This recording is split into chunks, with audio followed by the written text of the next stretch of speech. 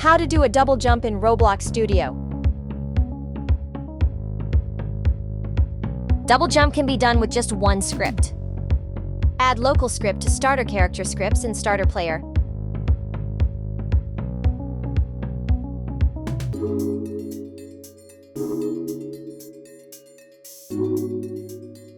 Writing the script. This script is designed to use a double jump mechanic, limiting the player to a maximum of 2 jumps before landing.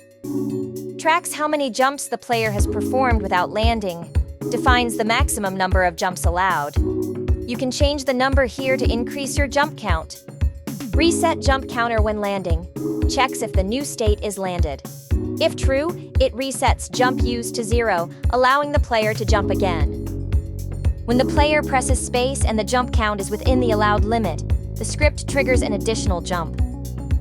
Click play in Roblox Studio and start testing.